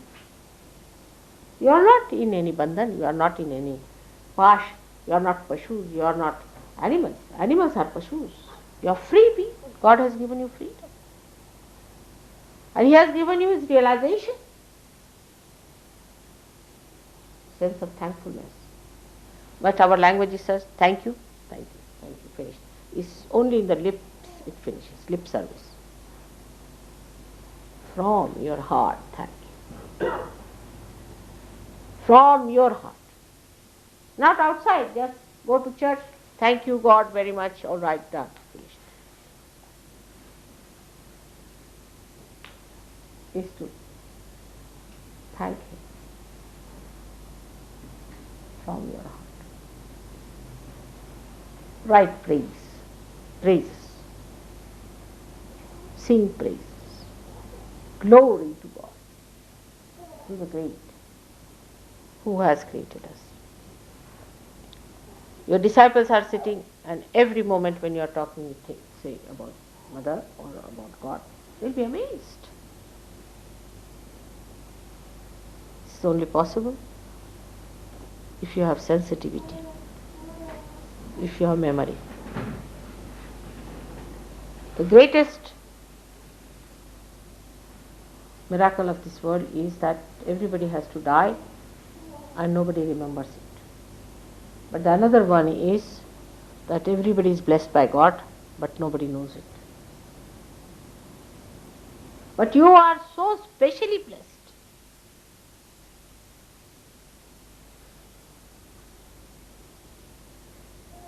So what you should do? Be joyous. Be grateful. So that bliss comes to you. Without thankfulness, nothing is going to go. Thankful heart. You need a heart that is thankful to God, so that He gives you. But when you give others, He will definitely give. But don't think it is your own. You are giving what God has given. So today I have told you eightfold movement. So you have become half moon, only in mind. And other half, keep it for the next Guru Purnima. Alright? So may God.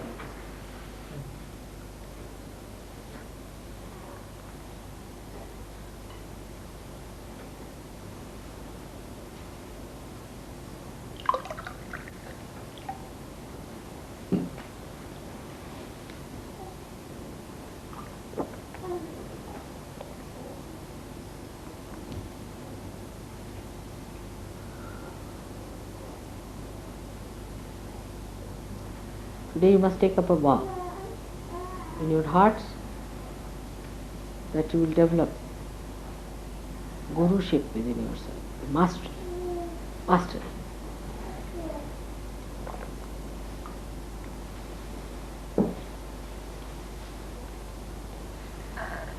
Mastery over language, mastery over yourself. Now put your hand to your heart. Mastery over your body. Try to bend your body a little more, make it suppler, make it lighter, healthier.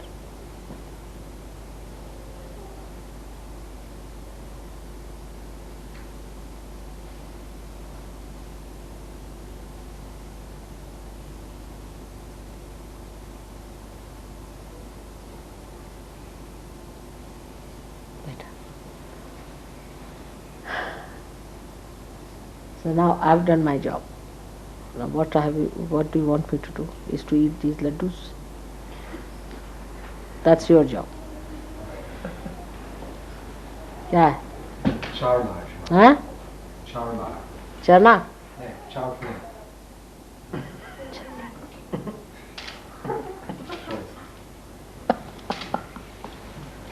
I told Rustam that they may not keep awake because tonight is the day when one should keep awake, so get some films. Now let me see what he has done.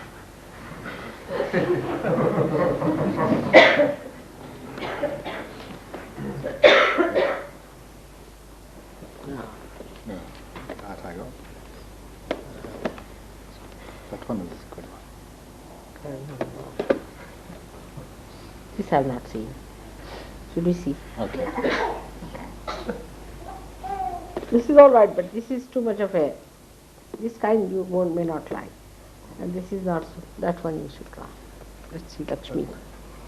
But he's more sort of, you see, I hope it's not Lakshmi is in the right sense. So should I take one for all of you? So I break my fast. Oh. So should we see this film now? Or what is it? Should we have our food first?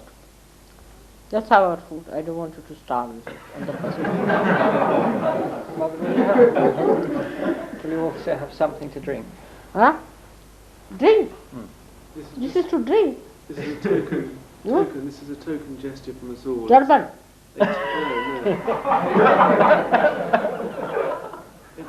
It's a token gesture. It's not quite the real thing, but we present it to you with our love and our hearts. So we give this to No you. way. And what I don't understand, today is Nanaka's day. I have to grow my beard. Mother, you're thirsty every time. It's open. 1, is this token for? Just to express our love. Hmm? To express our love as a symbol of how we should grow, I feel, with your blessings.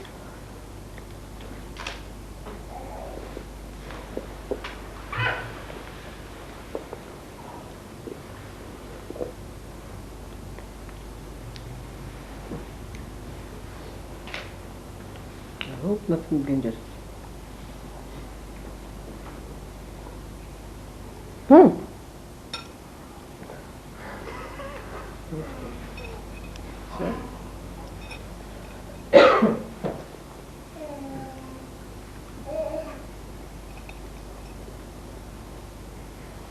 Well, we know you always give things away, so we got two. What?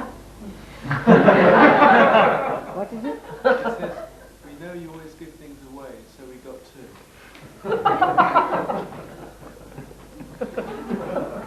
I don't give away things which you give me. Never. Seldom I do it.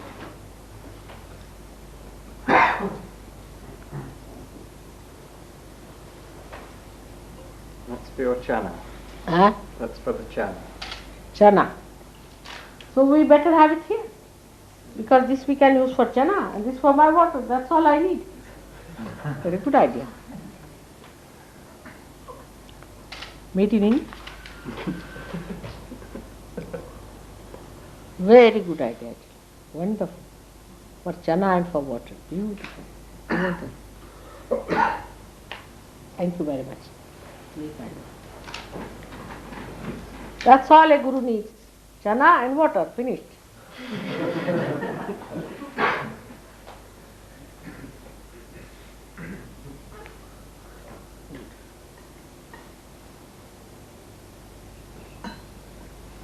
And this one is called as kafan, you see, is the martyr's dress, martyr, who ties the martyr's emblem on the head. Kafan is actually the cloth that covers the dead. You see, so he puts that cloth on his head, that I am now out for death. I am not afraid of death.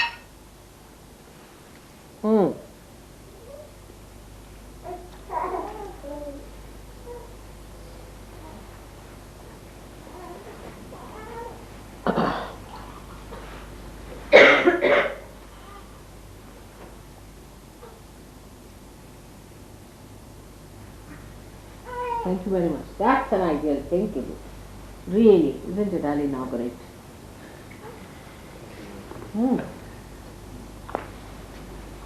This will be in my personal archives, you see.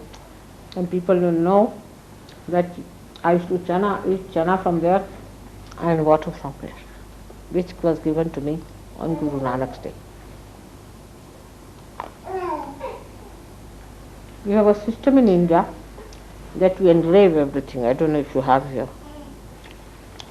It's a machine that engraves, so you put the date Oh, yes, thank you. on the purpose.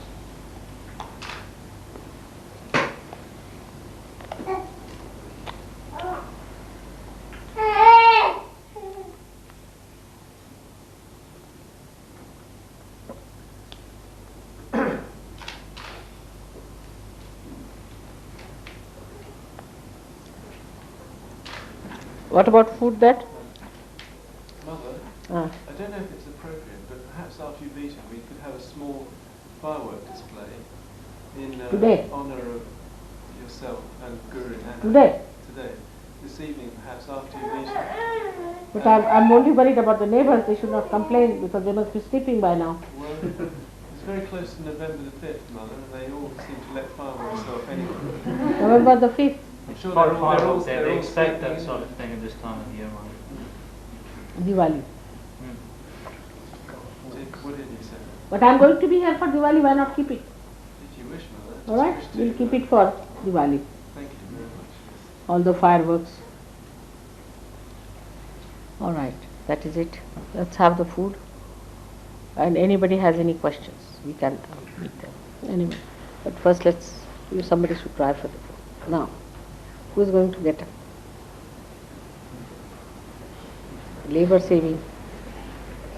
Now everybody need now.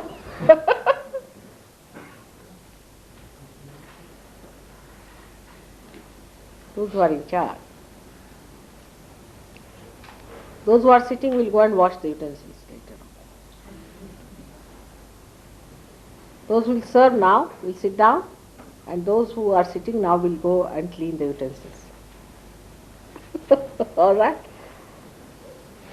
Good idea. Got it.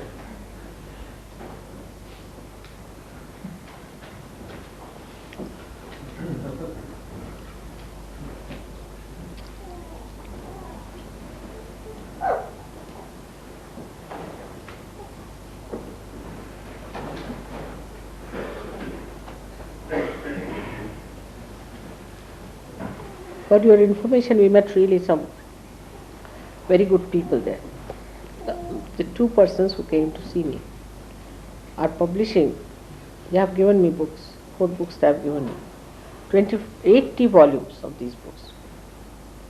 And they are publishing all such people like realized souls and all that, and they are selecting the lives of people, trying to establish the unity through religion. That's a good thing. But what I felt about the whole thing was that they have not yet, they asked me what should be the name. I said give some abstract name, don't give some particular names and all that. But still they fail to understand the importance of Sahaja Yoga. Because at least 1 volume should be for Sahaja Yoga. Maybe they might do it.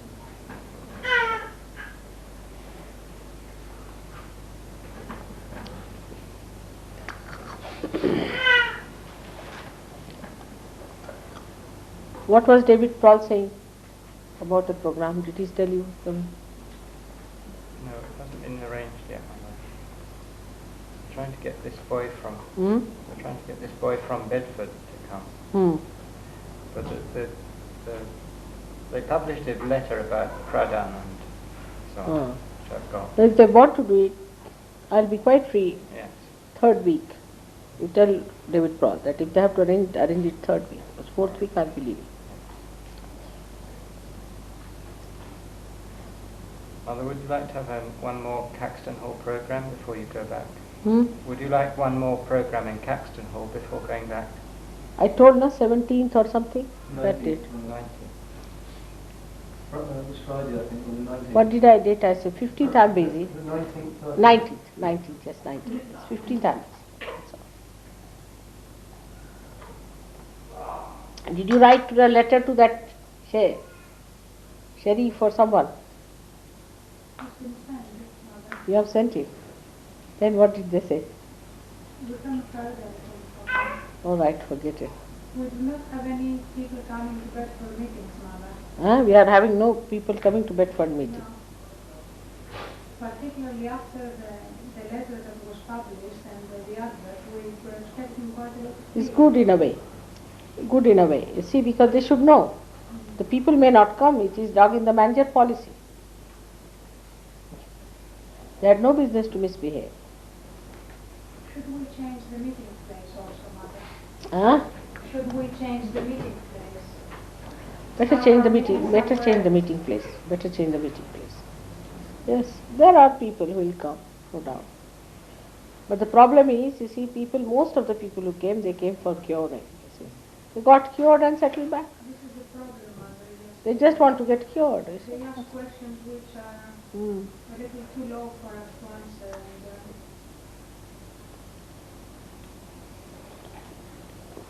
Don't worry. They are not interested in the spirit, Mother.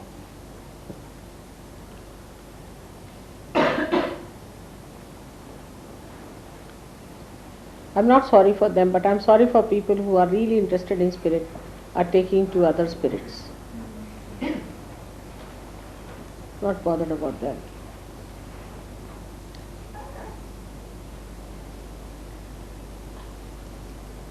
They just got cured and they are all right. But Cambridge is doing better. Yes, in Northampton also, Mother. It's all right. Makes no difference, you see. To have such a sheriff itself shows there must be something wrong with that place.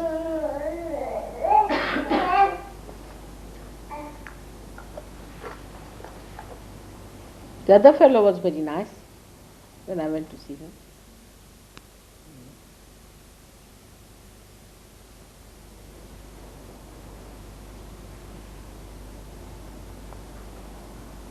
Don't try to borrow anything from anyone. It's not good. It's not good things. Live with less, that you have with dignity and self-respect. I mean, this is so gross, I tell you. I don't know why to talk on those things on such a great day like this. Today is Mahapurnima, Sharad Purnima, such a great day. So many great saints are born on this day and are being born at this time. That's why 12:45 is the full moon day today. And we all have to put our attention to that, all these great saints. But unless and until you have a proper attention, you use praying even for them or doing anything for them, because nothing goes to them.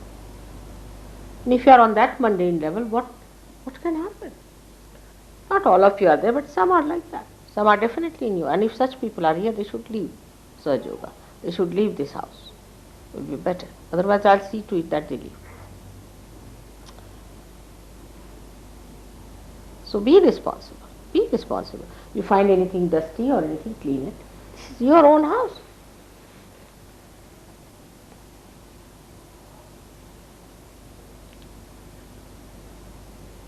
This was a sad thing that told me. Every time there has been a problem of electricity. Money has not been paid, this has happened, that has, now the money is there, but all the money is exhausted.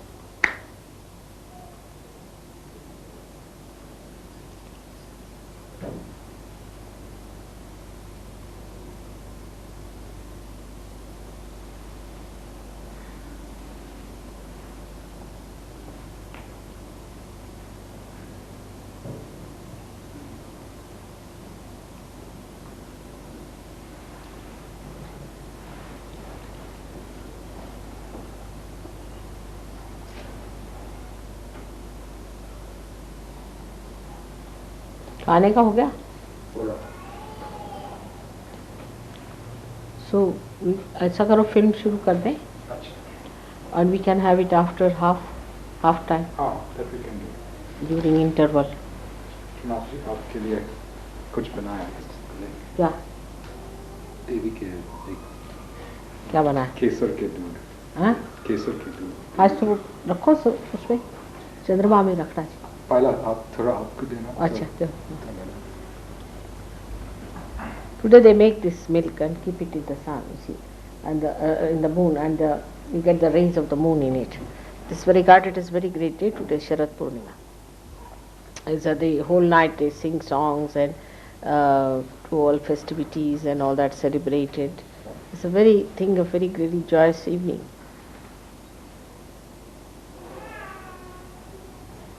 On this day, if you see, Taj Mahal is the most beautiful sight that time.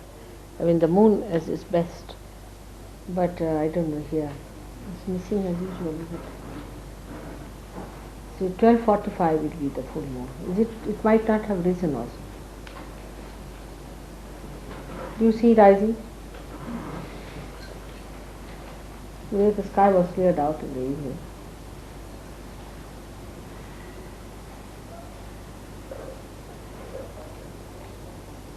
No? Not yet.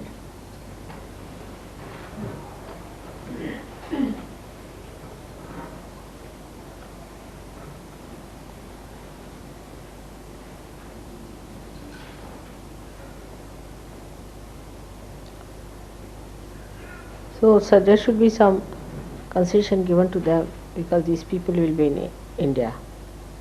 Those who are going to India should leave their possessions properly with other Sahajogis and someone who will be responsible. I have asked Nick to give responsibilities to different people here. But everybody must coordinate and cooperate and should not be obstinate and should not quarrel and fight and all those things. It's important. You see, when I go away, at least don't break Sahaja Yoga. But I had another suggestion, that when I go away we can chalk out a plan by which we can go to other places, like now Edinburgh. I was thinking, if not possible Edinburgh, we can go to Glasgow and do some work there. Some of you can go one Saturday, Sunday, you can go to Brighton and help them there with their postering and all that. 3 months are there, and we have lots of Sahajogis who are not going to India. So you plan out with all of them. You should have a meeting at least once a month in Caxton Hall, and all these places like Northampton you can go. Yeah, bahut karam. You can go to all these various places and chalk out a proper plan. You say, Graham, you should do that. And also I have asked Harry to look after that side. Then you are here. What are you doing these days? Me? Huh. Fine. All right, so you also help them. You see, like that. Those who are going to India, I cannot say, I don't know how many are going and what is happening, but those who are staying here, are you going to be here? All right. So, John, No, mother, I want to go to India. you will be here. No, I'm going to India, mother. You are coming to India. All right. Malcolm, you will be here. Hoping to come from work. You are coming. All right. Phil will be coming. Don is coming. You are coming. You will be here too. What's happening to those people? We have to write an article. That's the first time, Mother. Have you got the article? Yes, I've read it, but I haven't yes, mother, we've got it here. Oh, got it. So we have to give an answer, you see, of this article. Got it. All right, so we'll do it tomorrow. Could we still be using the film? Once we start television, we don't use the film. Oh, no. So I can bring the Once you've got the television, we'll television go in the rest. No, we see Mother is sitting there, so it's just very good.